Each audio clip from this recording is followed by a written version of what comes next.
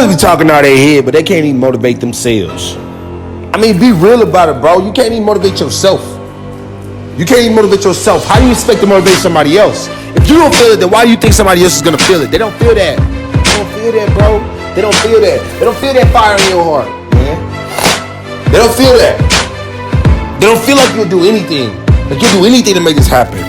Sacrifice anything, give up anything, pay anything. It's not about the money. It ain't about the money. It's about what you said it was about in the first place. It's about setting a goal and making it happen. It's about that. That's how we build. That's how we come. 100.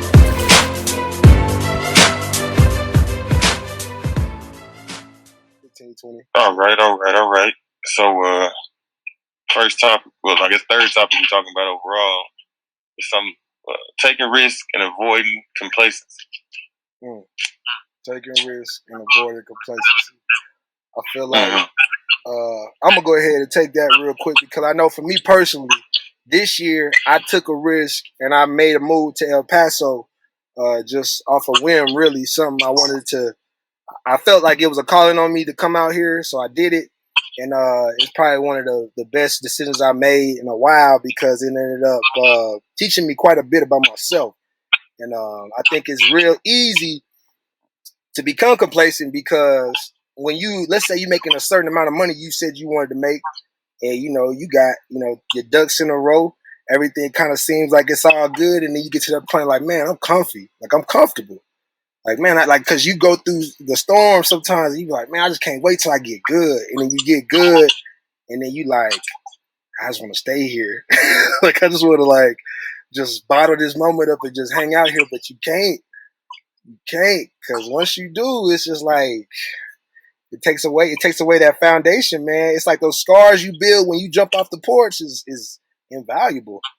It's invaluable. And I'll let y'all kind of touch on that a little bit as well. Anybody that want to jump in talking about complacency. I think with me when you say go ahead. You can go first. Okay. I think with me when you said take a risk, kind of like you said in your situation. I'm born, raised Texas, been Texas my whole life, and I had an opportunity to go coach in Montana, which I did not really want to do. But I always told myself I have to be comfortable being uncomfortable. Yeah. And I think that Montana was, going from Texas, the weather and everything, Everything. It's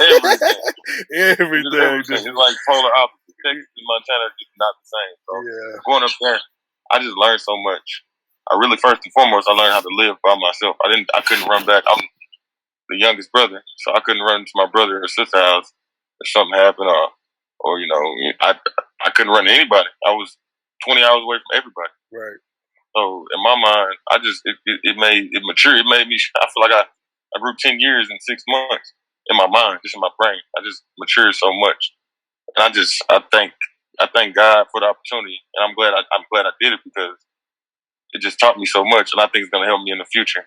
Just taking that one risk is gonna help me so much in the future. So absolutely. I was comfortable in Texas, and I needed to do something different. So that's kind of that's my experience with it. Okay. I would say my experience was y'all can hear me, right? Yeah. Okay, I would say my experience was my biggest risk I did was when I started grad school because I really was like, I got my bachelor's, I'm good, but maybe I can go further. But at first, I was very skeptical because I was like, I had to have a certain GPA, and I was like, this might be too hard with me working. It was just like, I don't know about this. But again, there goes that word complacency. So I took a risk and I did it. And I finished. Mm-hmm. So I think for anybody, just go ahead and take the risk and do it because I always say you learn from your mistakes. So if you do it, you make a mistake, you learn from it, you do it better the next time. But if you never do it, you have nothing to learn from. So it's like you're stuck. Mm-hmm. You're stuck. So that's my experience with it. You can never progress. And to add to that, Ayona just graduated too. She just got done. So so congratulations. Thank you. Welcome. Welcome to the master's life. J. Joe's got 2 of them. Yeah, don't tell everybody. But okay. But, the thing, something you said, I just want to kind of pick with that real short. My granddad used to always tell me that taking the L, taking the loss, you shouldn't call losses loss. You should call them learns. He used to always tell me that. He's like, every time you go out there and you lose at anything, watch the film or, you know what I'm saying, watch something to help you, and the next time you do better. So when I'm like, man, I took an L, I used to be like, dang, I took an L. And he's like, no, you took a learn. So exactly. That's like a line I wrote in a poem I wrote. Or, I write poetry. One of the lines I wrote in my poem, I said, you gotta have high expectations but higher preparations to help you get through your difficult situations. So it's kind of like that. Say it again. You gotta have high expectations but higher preparations to help you get through your difficult situations. Man. So I like that right there. And then Jasmine, you want to go ahead and add in as well? Yeah, I mean, like in my experience, it doesn't always work out when you take a risk. When I was in college, I was dancing and I was on the dance team. That got cut short sophomore year. And I stopped dancing for a long time after that, or for a few years after that. And then I was like, okay, I told myself that I was auditioning for the Dallas Mavericks dancer, so I'm going to do it. And I did it. And I did not make it very far in the audition process. And I was like, okay. So then I went, but I think it's one of those things, it's one of those learning experiences. I didn't get what I wanted out of that audition, but for me, it was like my way to get back out there, all the preparation that I did leading up to that. I hadn't been dancing for so long. I had to prep for a year before I could even audition. And then after that, I just kept practicing. I kept working. I ended up joining a different dance team moving back to. When that didn't work out for a second season, I auditioned for another team. So I think it's just about, the risks are always going to get your end goal. That's true. But something else might come out of it. And dancing for the team I made, that was the best experience I've ever had. So I think, what you're aiming for doesn't always happen exactly what you picture it, but it's worth it. It was worth it for me. And then to add to what you said, I was about to ask you, I was like, did you learn anything from that experience? You know what I'm saying? From bouncing around, did you learn that you had the resiliency to be able to keep going and trying to find something new? Because once you get denied, then now you got to use either, okay, I'm about to just give this up, or I'm about to use every single resource I got to try to find my way around this little barrier I got. So I think I was just about to ask you that. I'm glad you said that, because it's man, those skills that we learn when we start getting told no after our risk that we take, it's like your little pride get hurt at first, but then you like, man, look, like I'm just gonna keep going and see what comes of this. And then when you get somewhere where you are like, flourishing, you have so much you have so many skills you've gained through just them hard times that it's just like people are like, man, how do you know how to do that? It's like, if you only knew. Like, if you only knew what I went through to gain these skills, man. So it's like, it's blessings in those little hard times that we have. So I think that's big. Yeah, and for me, that same summer I auditioned for Mavericks. I auditioned for another team a month later, and I got cut from that team too. And then somebody messaged me and was like, hey, there's this other team you should try out. And I was like, ooh, I just got cut from 2 teams this summer. I don't know. I'll let my luck right now. I showed up and I made it. So there you go. You still dancing now at all? Or are you just done? You done with it? Right, no, not right now. I think I'm kind of done with pro style dance right now, like the cheer, pro team dance. I don't think that's for me anymore, but I'll still take some classes and stuff. Okay. That's cool, man. That's cool, yeah. So I feel like that's crucial, man. Like just those risks, though, man. Just avoiding that complacency, not getting comfortable, and being uncomfortable. Being comfortable being uncomfortable. I feel like you gotta take risks to really understand your strengths. Like if you don't take a risk, you're not gonna really know what you're capable of doing in life. So it's kind of worth it. Start coasting. That's the worst thing in the world, man. Just being talented, big fish in a little pond, right? That's the worst situation to be in, because nobody's pushing you, and everybody takes advantage of you. You know what I'm saying? Everybody takes advantage of you. They always look to you for answers, but you ain't got nobody to look to for answers. Right? Like who supposed to teach me something around here? You know what I'm saying? Like who gonna push me? So that's important. J. Jones, what we got next on the agenda, brother? Ooh, I like this one. The independent woman. Pros and cons in the relationships of the independent woman. Let's go. Y'all go first on that. Let's go. So I think that one was the reason I think that one's important because I remember a few years ago I was dating somebody and this particular person told me that I was too independent. Yeah. And I was like, what do you mean? Yeah. Like I'm supposed to be independent, but I don't want to be a damsel in distress. So long story short, because I was too independent, that relationship did not work out. So, I don't know. When he said too independent, did you take out your trash, change your oil? Did you? I never did. I've never changed my oil before, but I don't know. I just didn't have to rely on anybody. Like I could always hold my own ground. That makes sense. Yeah. I was trying to see what was so independent. Like, why did you think you were too independent? I thought you were just okay. And add to what she's saying, J. Jones. This is my best friend right here. So I'm gonna tell you, she didn't need him. You know what I'm saying? She didn't need him to come and say today. Right? Yeah. So it's like you know, I personally I add to this. I think that a lot of times there's an insecurity. You know what I'm saying? There's an insecurity in some guys that, you know, need that validation. They need to know that I can come and, you know, I can come do that for you. Like when you get a flat tire, you're gonna call me crying, so I can come and change your tire. You know, while you was going to work, or you know, you leaving work or whatever, I can come change your tire, and then I feel like a man at that point. I think there's some of that going on with that. But on the other side of it, I do feel like there's something that about the male ego. I don't know what it is, but we like to feel for sure like we are in charge at times.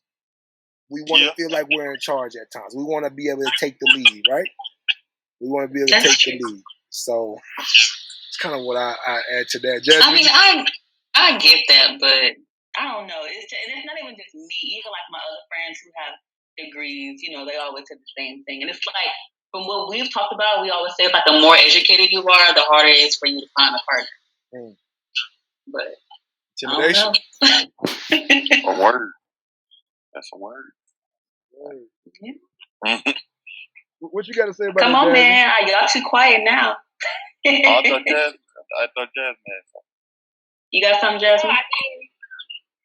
No, I mean, I didn't date seriously for a few years. And I don't know, that might be just because I was in school and I was starting my career and doing something on my own, establishing myself on my own. The guy I'm with right now, he's one of the things that he liked about me when he met me was that I am independent and I do take care of myself and I have my own apartment. Like, I don't think I've ever dated a girl that has her own apartment and takes care of herself without anybody's help.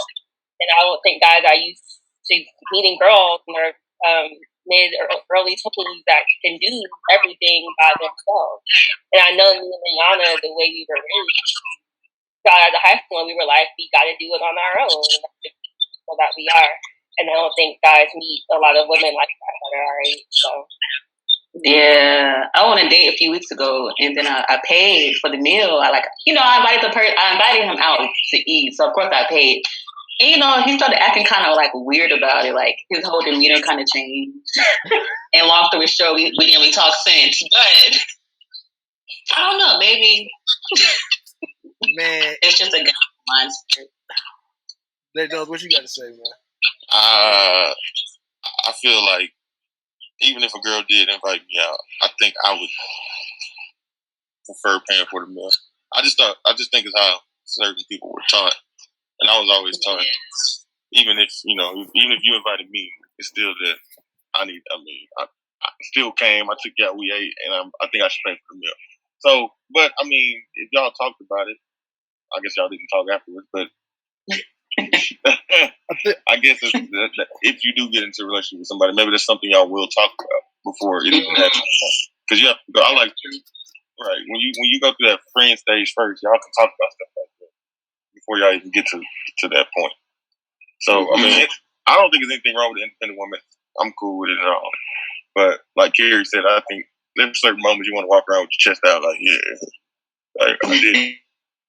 Like, I don't know, it's an egotistical thing. Yeah. So.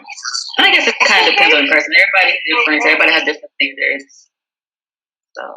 And then to kind of flip it up a little bit, there's also the conversation of chivalry being dead. You know, there's a conversation of chivalry being dead, and then there's a group of people that believe what killed chivalry was the independent woman. Now, to say that I agree with that, I think that's too far.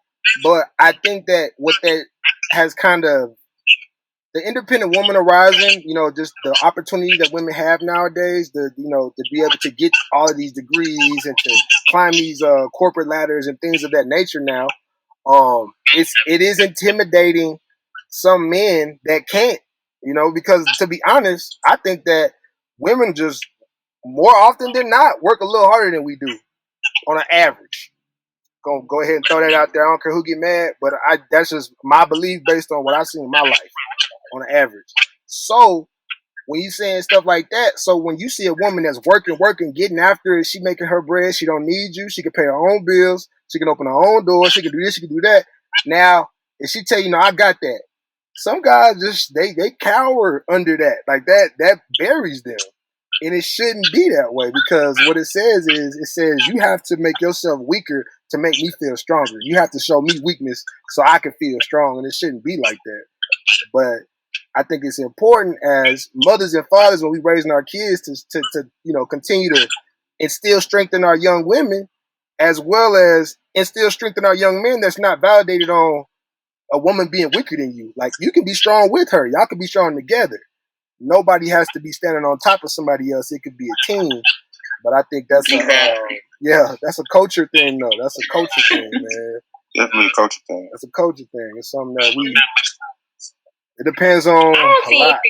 chivalry. I like chivalry. You like chivalry? I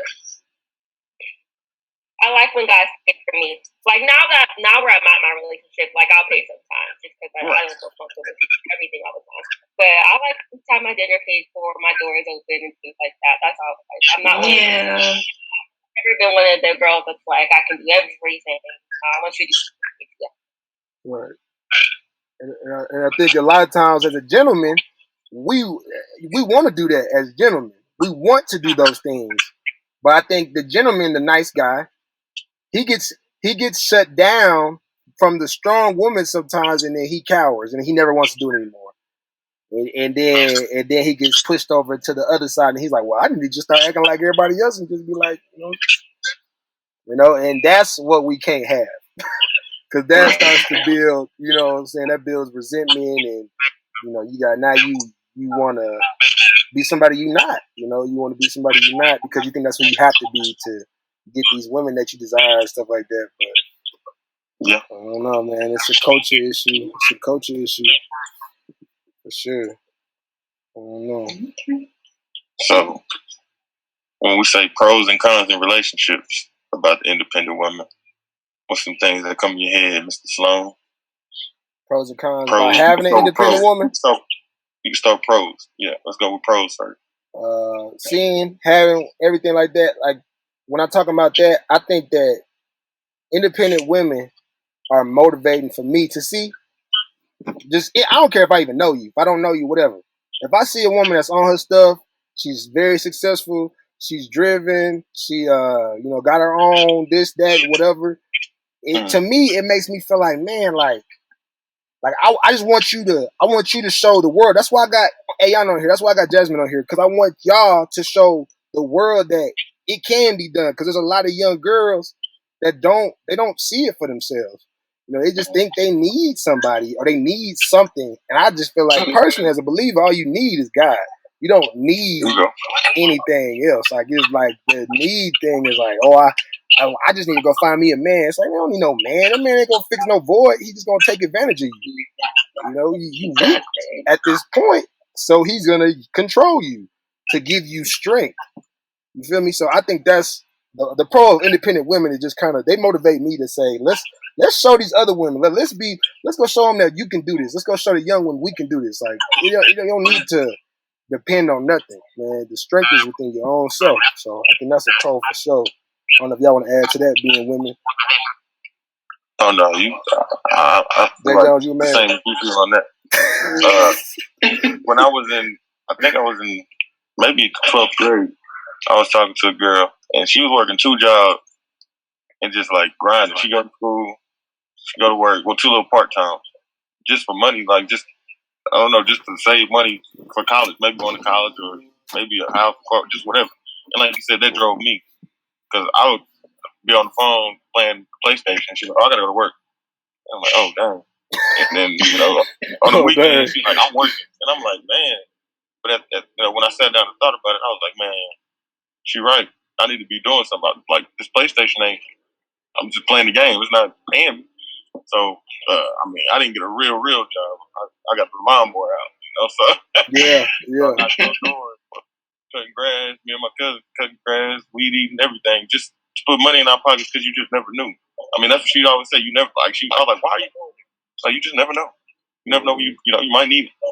So it was just how independent she was. She didn't really, we about to graduate high school, 11th, 12th grade or whatever. And she wasn't really looking for her parents to put her through college or nothing like that. She's like, if I have to do it, I'll do it. Mm-hmm. So like you said, that drove me to even though, thank God I got a scholarship to go to college and everything, but I still had some money in my pocket just for whatever I needed. But to add to what you're saying, bro, think about what if you had half that drive she had at the time that she had it in your life, what that would have did for your life. Oh my God. And that's why I say that most of the time women are more driven than us. They work harder than us to start. You know what I mean? Like that's why when we come together, usually they're the ones that's keeping us. You know what I mean? That's the backbone a lot of times. You know what I'm saying? It's the backbones because your mama showed you what it looked like to go out there and go get it. You know what I'm saying? Like your mama was doing this, and this, and because she was a woman, she wasn't getting the same opportunities as your daddy probably was. Right. You know? So I guess I can add on from a female perspective. I always have like a mindset, like what I always say, like when I get to relationships, I would never demand something from a man more than I can give. Is what I always say. Like if I, like say for example, like hypothetically speaking, I didn't go to college. I was just working at McDonald's. I'm not going to sit here and say I need to find me a man who's a lawyer or a doctor to take care of me. Right. I always say I would never demand more than I can provide. So I feel like in a relationship, a pro would be that, if I'm with a guy, he falls on hard times, I got us. I fall on hard times, he got us. So that's kind of one of the cons of that. That's true. Team. Yeah. So, teamwork make a dream work. Yeah, teamwork. Thanks. But, okay. I'm going to flip it up. I know I was about to say. Who paying the bills? See, that's a difficult one. See, I feel like, honestly, in my opinion, I feel like it just depends on the person and the situation. Like, for example, I have a friend, I know somebody, she's a whole nurse, went to school, finished her degree. Her boyfriend never finished. But she stayed with him. She stayed with him. So I think he's working at a restaurant. She's a whole nurse. So because she makes more, she pays more of the bill. Okay. So she feels like that's her right. Okay. It just depends on the person because everybody has different mindsets. Scenario based. Scenario. Okay. We both make 60. We both make the same, but we both $60,000 a year. Who pays the bill? We both pay the bills. Hey, there's not a lot of people that think like that, though, man. Not a lot of people think like that. So, he ain't nothing. You got her splitting the bills or what you got going on. It's like, man, look, we work this out. But nah, I do feel like it's scenario based because some people, there's some men, personally, I want to pay for everything I can pay for. Anything I can pay for my lady, I want to pay for. Now, there's going to be situations where, things may come up. If you got my back, then I appreciate that. And that's the teamwork. That's the teamwork. But I would want to pay for everything that I can pay for, so I can be able to provide for my family because that natural instinct that we have a lot of times is to provide. We want to be able to give.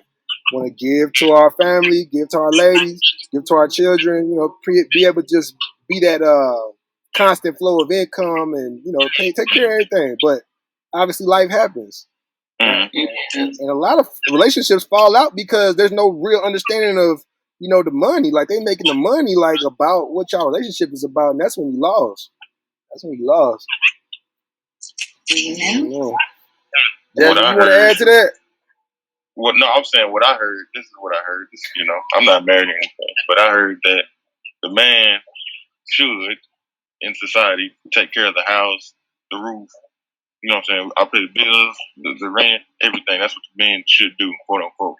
And the woman takes care of if they have children, the groceries, so the household basically. So the man provides the roof and everything within, and the woman takes care of the household.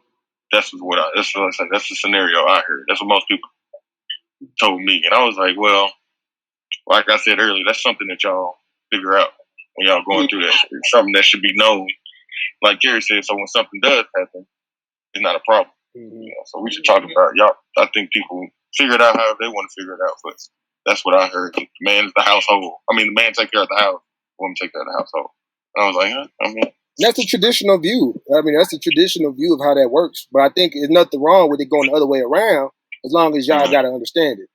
You know, there can't be somebody expecting stuff to be done around the house, but, you know, she pulling all these hours at work. It just doesn't make sense. Like, she's never there.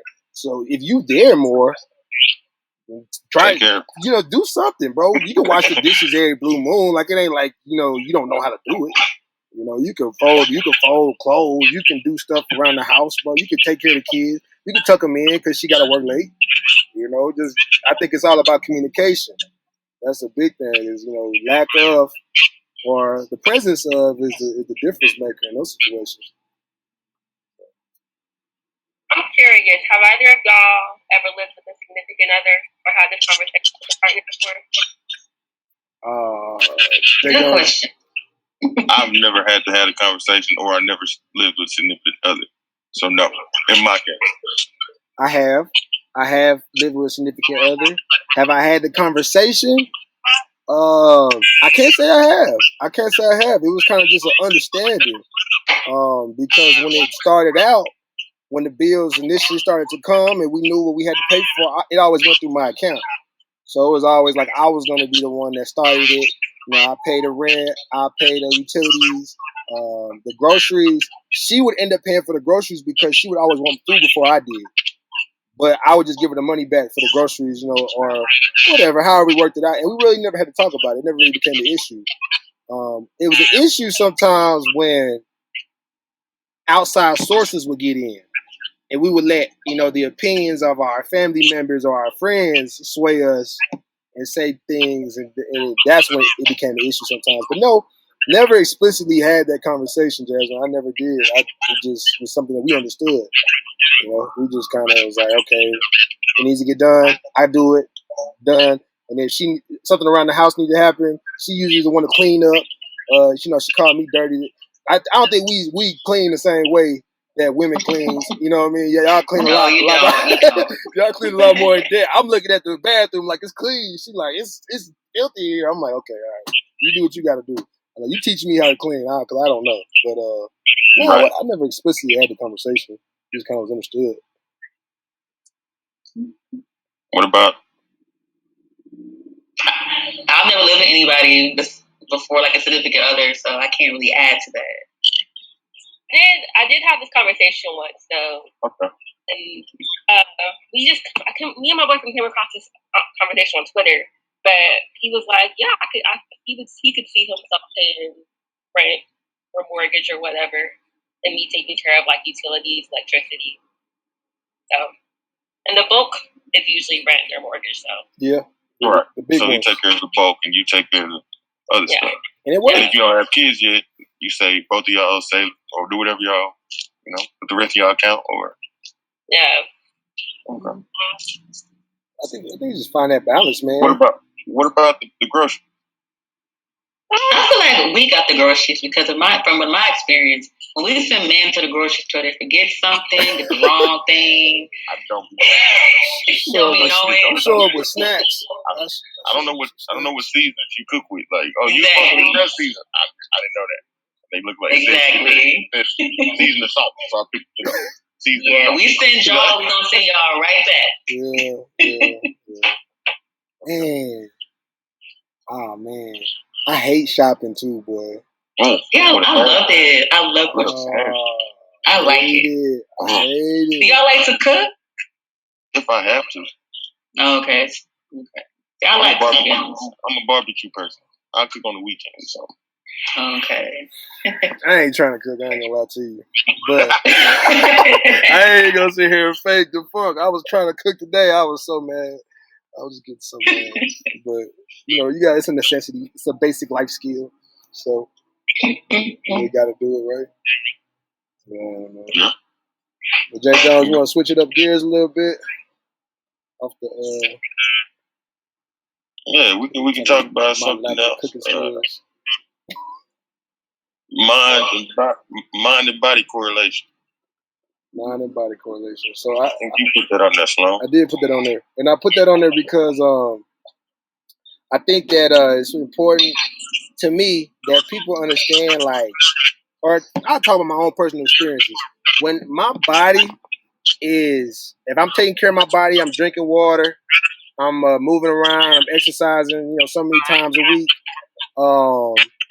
I feel like mentally I'm a lot sharper. I'm a lot more positive. I'm a better person to be around. I'm not putting trash in my body. I'm not eating chocolate all night, stuff like that. I feel like I'm a better person mentally, and I'm a more available for the people in my life. And I think that it's something to be said about that. I think a lot of times we try to, like right now, Corona's going on, and people cannot leave the house.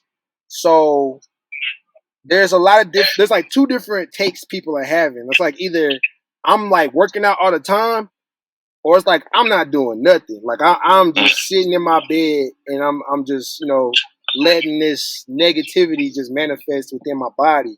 And I think that that's not helping. I mean, I don't think that's helping. I think it's important that we get out.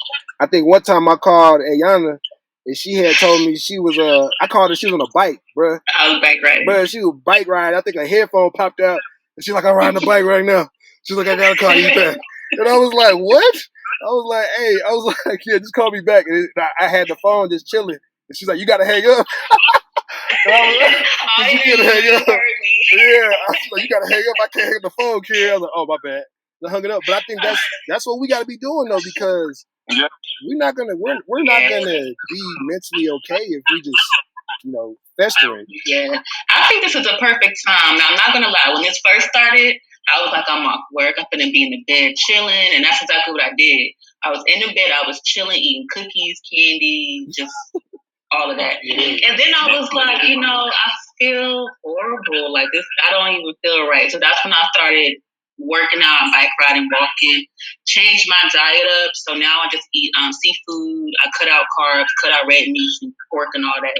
And I've been doing it for about 3 weeks now. So, and I feel good about it. So I think this is the perfect time. Oh yeah, you have time to do it. You might as well do it now. But I think exercise for me, and I've heard other people say, it's more like it's almost like an antidepressant. That's true. It kind of helps your mood because it hurt while you're going through it. Yeah.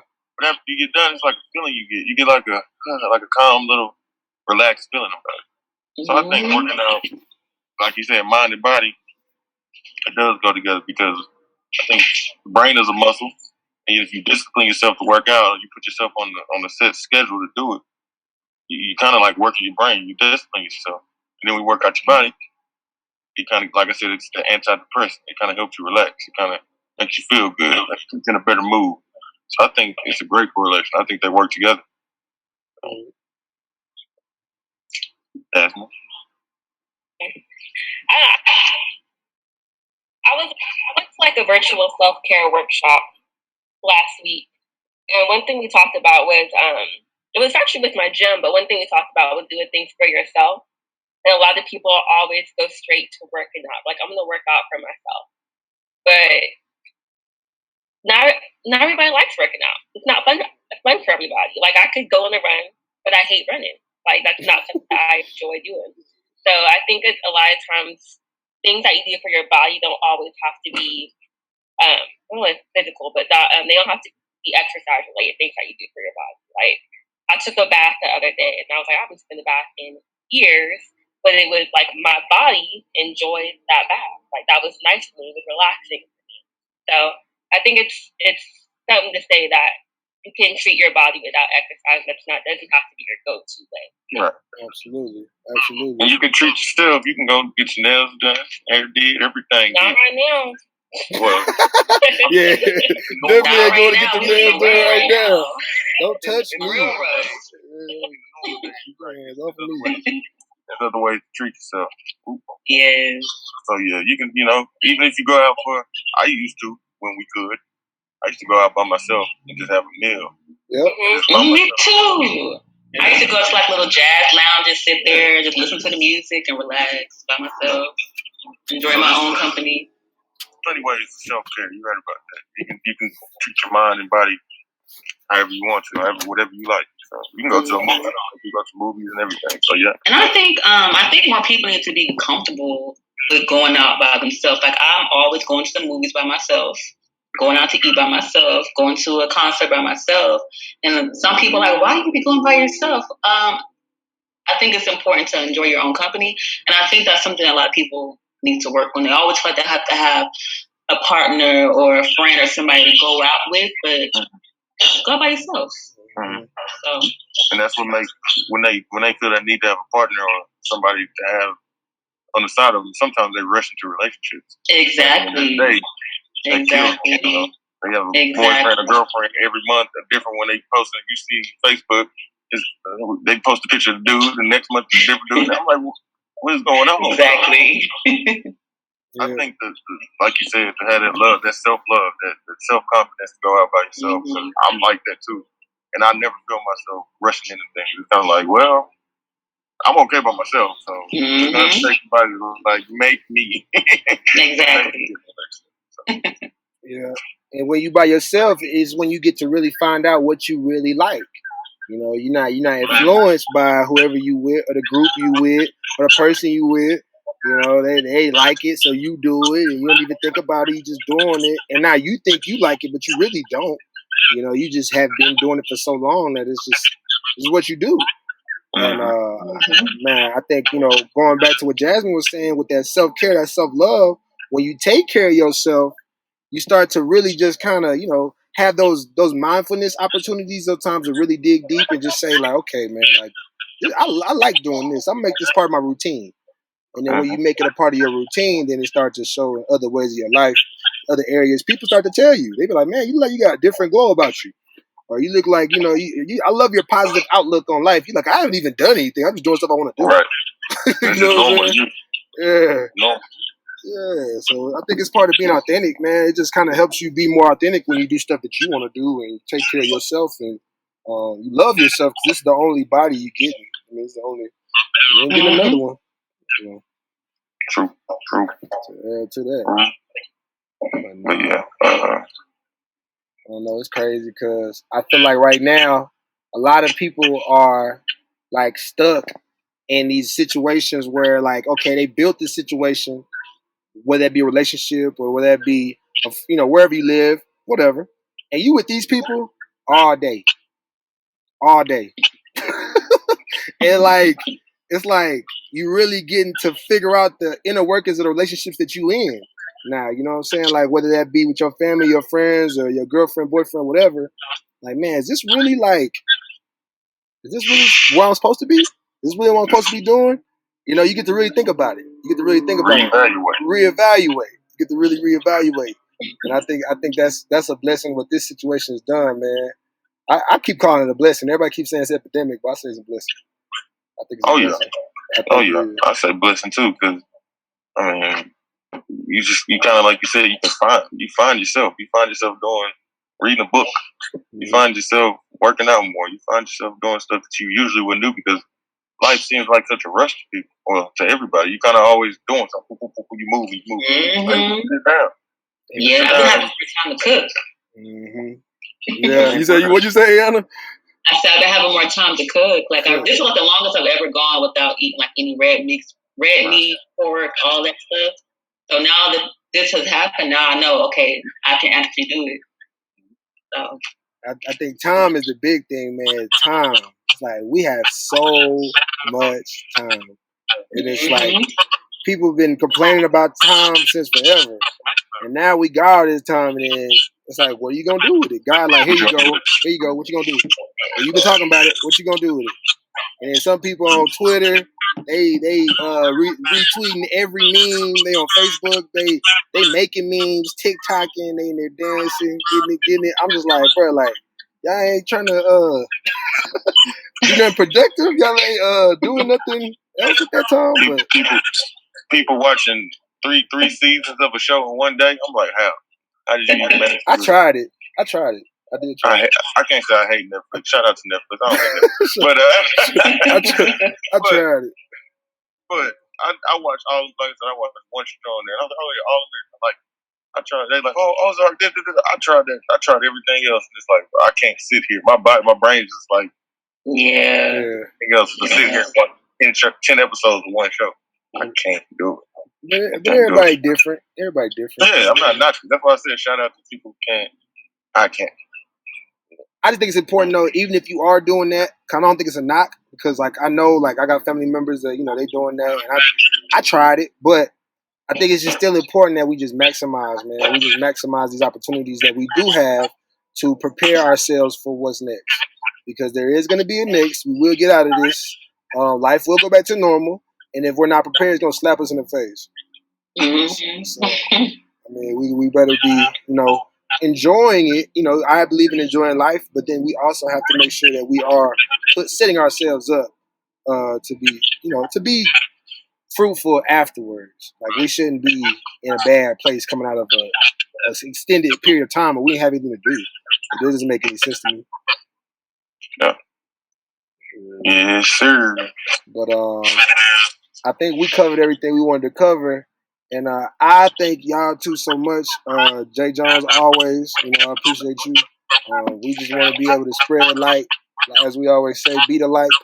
There's a lot of negative stuff going on, a lot of people saying things and, you know, doing things that's out of character. And I just want to say that we can be positive and be loving people and give good messages, and that's okay. So that's all I got for y'all, and I appreciate y'all. Hopefully this can we can bring y'all back because it's been good. It's good to have a female's perspective for sure, because we've been just a lot of testosterone on here. Gets a little grunny. Talk about football and sports all day. There's only so many times we can talk about how to run a 4.240. So you know I can't do it. But all right, y'all. All right, thanks y'all.